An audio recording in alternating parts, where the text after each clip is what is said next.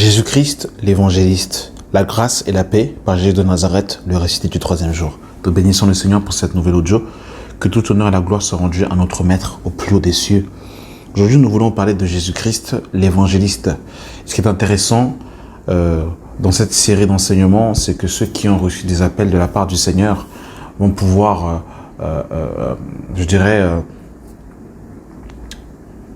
parce que un frère qui a reçu, par exemple, le ministère prophétique, c'est une portion de Jésus qu'il a reçu. Quelqu'un qui a reçu le ministère évangélique, il a une portion de Jésus-Christ, l'évangéliste, en lui. Donc, ce qui va être intéressant de pouvoir voir au travers cette série sur les différents aspects de Christ, c'est que les ministères vont pouvoir aussi s'identifier à Christ, qui, lui, a tous les ministères. Dans le livre de Luc, chapitre 8, à partir du verset 1, on nous dit « Ensuite, Jésus allait de ville en ville et de village en village, prêchant et annonçant la bonne nouvelle du royaume de Dieu. » Oh, j'aime ça. L'évangéliste Jésus-Christ annonce la bonne nouvelle. Il va de ville en ville et de lieu en lieu, prêchant et annonçant la bonne nouvelle du royaume. La bonne nouvelle du royaume. Regardez dans le livre de Matthieu, chapitre 6. Matthieu, chapitre 6. Que Dieu soit béni pour sa parole. Matthieu, chapitre 6, à partir du verset 31. Ne vous inquiétez point et ne dites point que mangerons-nous, que boirons-nous, de quoi serons-nous vêtus.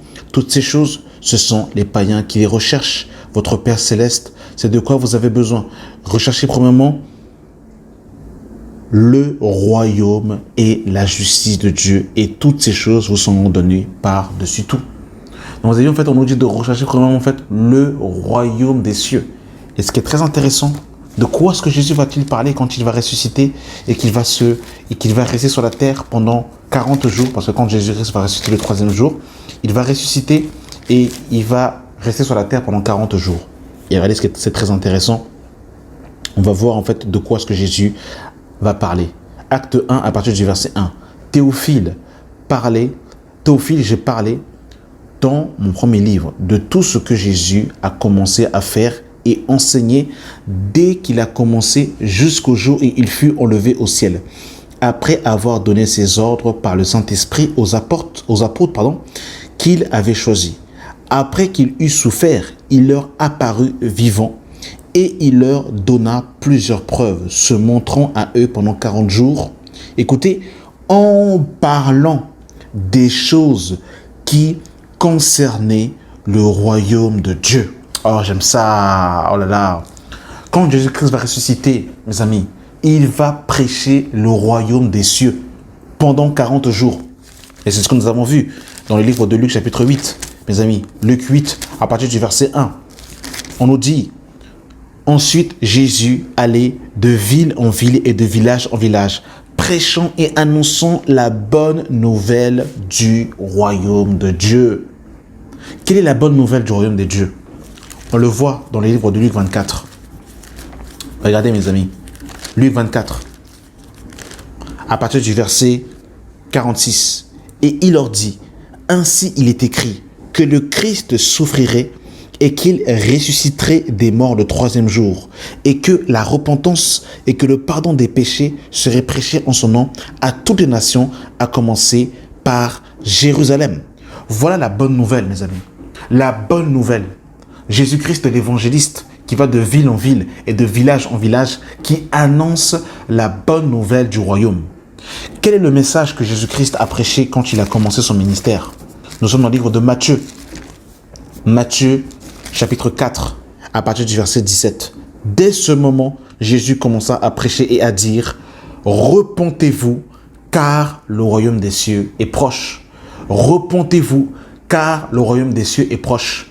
Jésus-Christ, l'évangéliste, il se déplace, il va de ville en ville et de village en village. Il prêche le royaume des cieux, il prêche la repentance, il annonce la bonne nouvelle, que en son sang, que en sa mort et sa résurrection, le pardon des péchés serait annoncé. Jésus-Christ, l'évangéliste, annonce, oh j'aime ça, il annonce le message de la bonne nouvelle.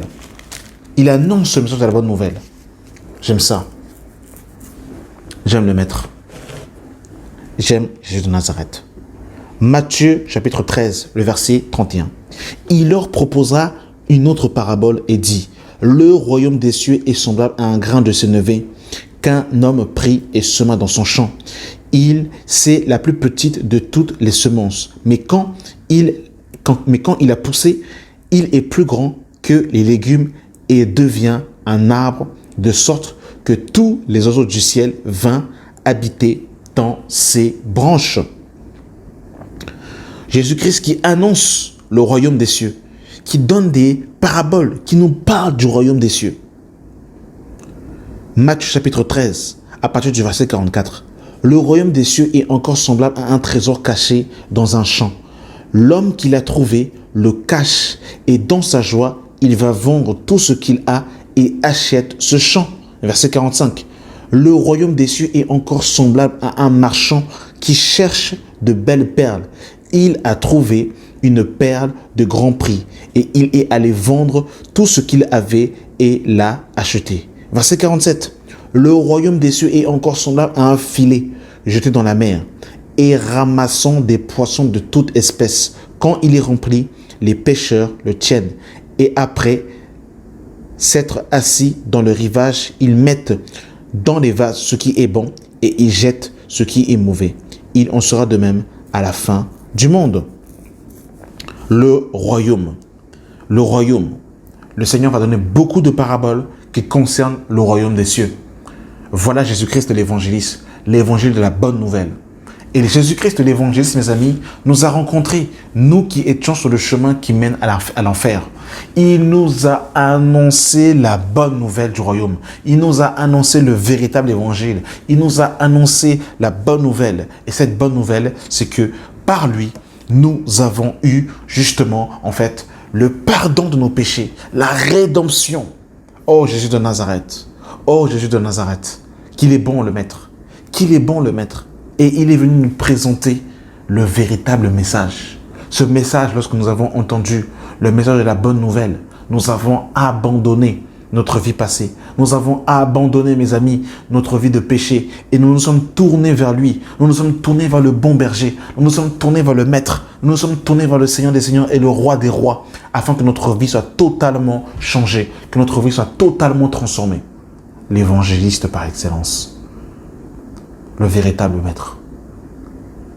Le véritable évangéliste, c'est quand il arrive quelque part, c'est confrontation de puissance à confrontation de puissance. Vous avez vu Philippe, quand il est arrivé en Samarie, il y avait Simon le magicien. Et là, il y a eu confrontation de confrontation, puissance contre puissance. L'évangéliste, quand il arrive quelque part, il va déloger les âmes qui sont dans les mains de l'ennemi. Lorsque Jésus-Christ allait quelque part, mes amis, c'était puissance contre puissance, confrontation face à confrontation. Regardez dans le livre de Marc, que Dieu soit béni. Marc chapitre 1, Jésus-Christ l'évangéliste arrive dans le terrain de l'ennemi. Et là, il délivre ceux qui étaient... Oh, gloire à toi Seigneur. Dans le livre de Marc chapitre 1, à partir du verset 21. Le jour du Shabbat, Jésus entra d'abord dans la synagogue et il enseigna. Il était frappé par sa doctrine, car il enseignait comme ayant autorité et non comme les scribes.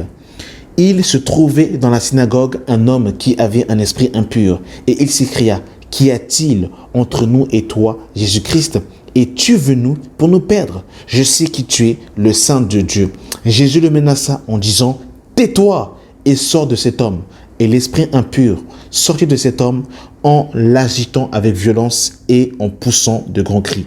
Et tous furent saisis du stupeur, de sorte qu'ils se demandaient l'un à l'autre, qu'est-ce que ceci?